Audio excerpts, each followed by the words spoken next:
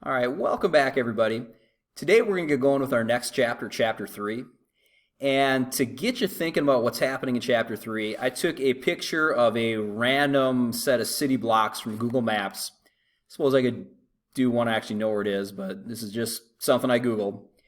And looking at it, looking at the roads, when I see this, I see a lot of different geometry things that we saw from our last few chapters. So for example, right here I'm seeing a linear pair, two angles that add to 180 degrees, something we saw a lot in chapter 1.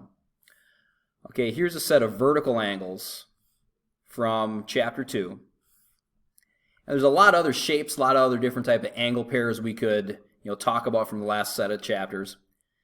But something I'm seeing a whole bunch is, notice there are a lot, when we think of city blocks, sets of parallel lines with other lines that cross over to them. Okay, perpendicular lines.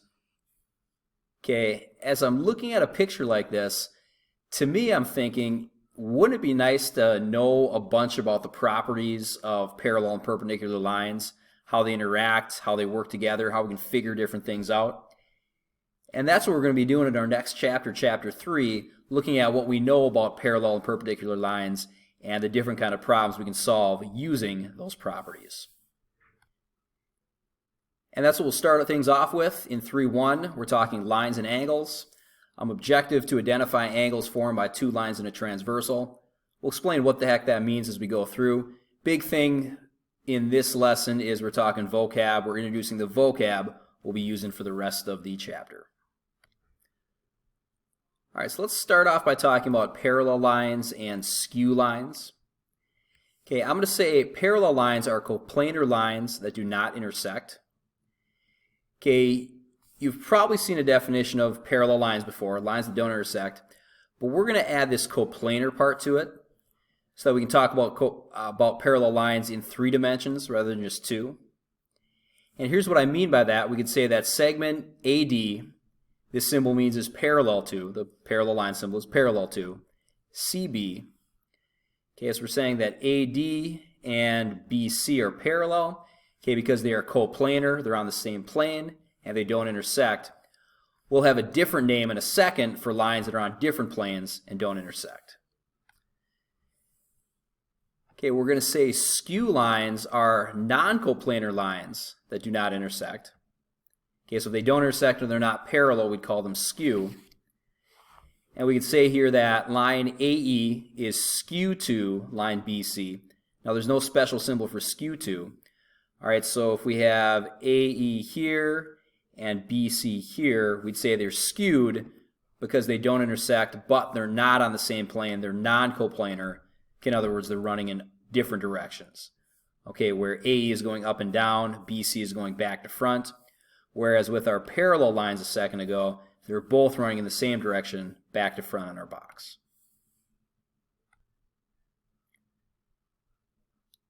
And then last one we have is parallel planes. We'll just say those are planes that do not intersect. So for example, I could say plane ABC, in other words, the top of my box shape, is parallel to EFG, the bottom. Okay, so parallel planes here, we have top and bottom, left and right sides, front and back sides.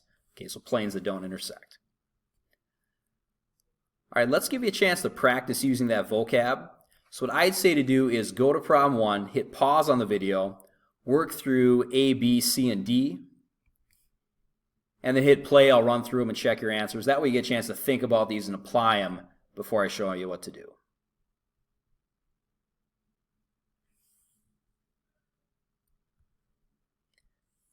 All right, so let's say we gave you a chance to run through these. Let's go through them together now. Okay, so we've got our geometric figure. Part A asks, which segments are parallel to AB? Well, here's AB here. Parallel segments are going to be any segments that, not sure what that meant, run in the same direction, okay, and do not intersect. So for example, DC would be parallel. Okay, for example, EF would be parallel as well. And then the last parallel line to AB we have here is HG.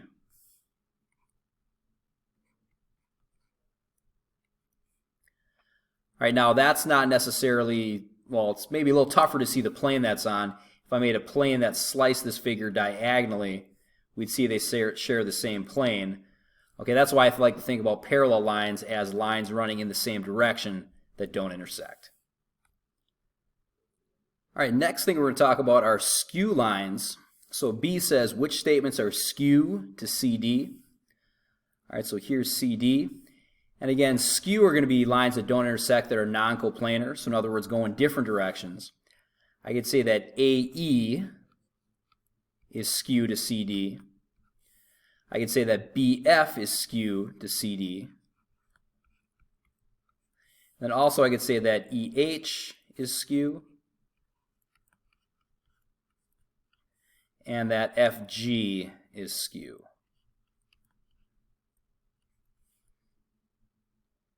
Okay, so again, don't intersect but different directions. CD's running front to back. AE and BF are going up and down. EH and FG are both going left to right. Okay, so not intersecting but going in different directions. All right, part C asks, what are two pairs of parallel planes? Okay, parallel planes are pretty easy to identify. I know that the top of the box is going to be parallel to the bottom.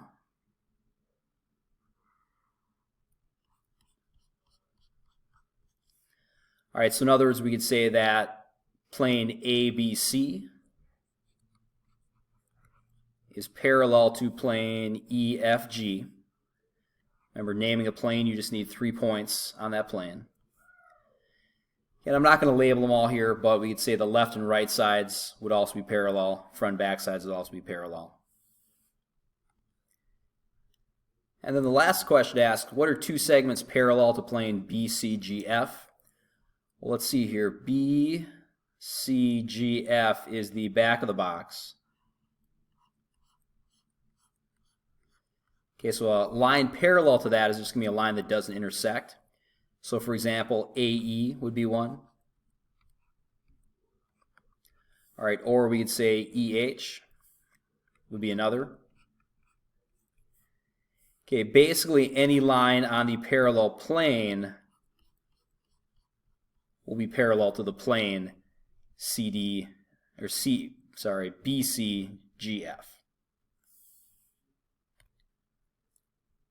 All right, next thing we're going to talk about is the idea of a transversal. I'm going to say a transversal is a line that intersects two or more coplanar lines at distinct points. So for example here, I'd say that T is my transversal because it's intersecting lines L and M, okay, at these two intersection points here. And as you can see, anytime I have a transversal, I get a bunch of angles. I get 1, 2, 3, 4, 5, 6, 7, 8 angles. Now, if we think back to what we started talking about, the city blocks example, what I really have here are a whole bunch of sets of parallel lines and transversals. So again, it'd be nice to have properties of those. It'd be nice to know how they work. Okay, what we're going to do today is name these different angle pairs here, and then the next lesson will give you the properties for them.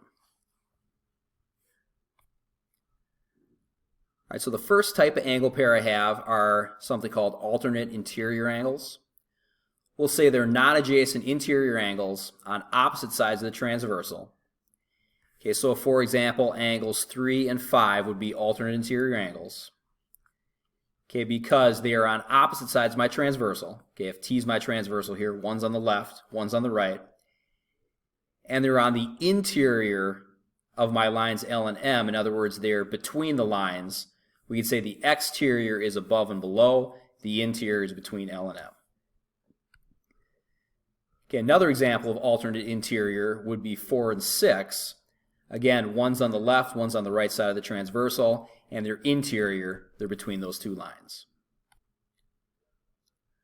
Next angle pair we have are same side interior angles. We'll say they're again interior angles on the same side of the transversal. So for example, angles 4 and 5 are both on the left of the transversal, and once again they're between my two lines, they're in this interior area. And the other set I have here are 3 and 6. They're both on the right side of the transversal, again on the interior. Next set we have is something called corresponding angles. We'll say corresponding angles are angles that lie on the same side of the transversal in corresponding positions. So for example, angles 1 and 5 are corresponding. Okay, they're both on the left side of the transversal, and they both are at the upper left of that intersection. Okay, some other pairs we have are 2 and 6 would be corresponding with each other as well. Okay, they're both on the upper right part of that intersection. Okay, or we could say 3 and 7, both on the lower right. All right, or 8 and 4, both on the lower left. Okay, and there's our 4 pairs of corresponding angles from these two lines of the transversal. All right, then last pair we have are the alternate exterior angles. We'll say those are non-adjacent exterior angles on opposite sides of the transversal. So 4 and 7 will be alternate exterior angles. Okay, again, alternate sides of the transversal, one's on left, one's on right, and then this time they're on the exterior of our lines. They're above and below rather than the interior in between. Okay, my other set of those would be angles 2 and 8, again, alternate sides of the transversal on the exterior of our intersections. All right, once again, for problem 2, why don't you pause the video at this point, give part A, B, C, and D a shot, okay, identifying all our different types of angle pairs, and then hit play to check your answer, and we'll walk you through to make sure you're doing it correctly. All right, so first one, part A, name all the corresponding pairs of corresponding angles.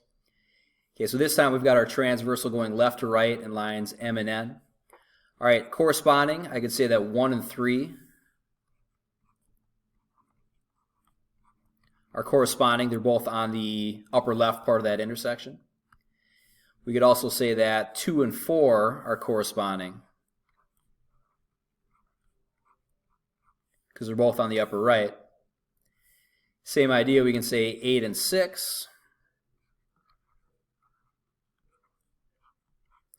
because they're both on the lower left, and 7 and 5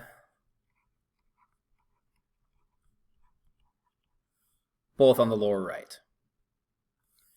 All right, so corresponding angles, again, on the same part of the intersection, on the corresponding parts of our intersection. Okay, next up in part B, let's talk about the same side interior angles. All right, 2 and 3 would be an example of the same side interior angles, because they're on the same side of the transversal. They're both above and on the interior of our lines M and N. And then 7 and 6 would be the other pair. Again, both below the transversal and both between M and N. In part C, we want all the pairs of alternate interior angles. So we're talking alternate sides of the transversal, okay, interior between my lines. So angles 2 and 6 would be one pair. And then angles 7 and 3 would be the other pair.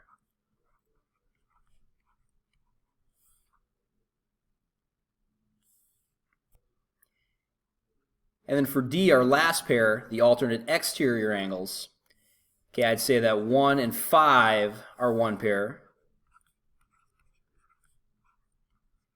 Okay, alternate sides of the transversal, top and bottom.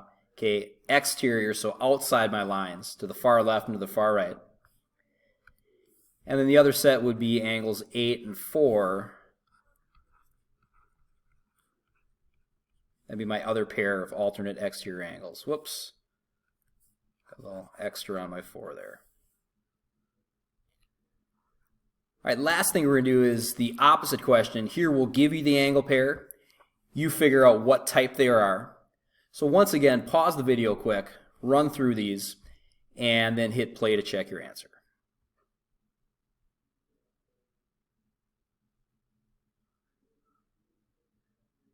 All right, so here we go. First off, angle 3 and 5. Let's take a look. Here's angle 3. Here's angle 5. Those are both on the same side of our transversal. And on the interior, so they're between the two lines, so we'll call these same side interior angles. There we go. Okay, part B, we're talking angles 3 and 6. We've got 3 and 6. Okay, now these are on alternate sides of the transversal and interior. So we'll say these are alternate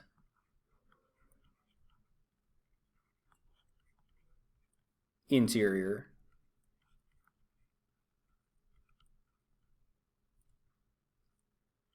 Pen's struggling here. Okay, next up 2 and 7. 2, 7 on the exterior on alternate sides of the transversal. So we'll say those are alternate exterior.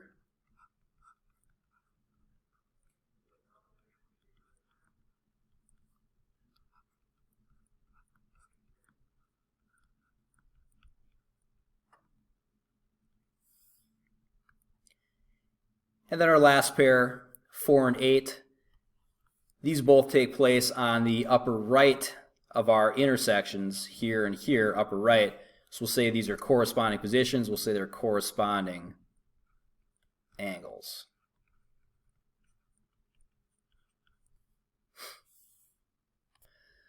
All right, there you go. That's it for section 3.1. Basically, we just went through a bunch of vocab for today. Now we'll be using that vocab the rest of the chapter here, so very important that you know it.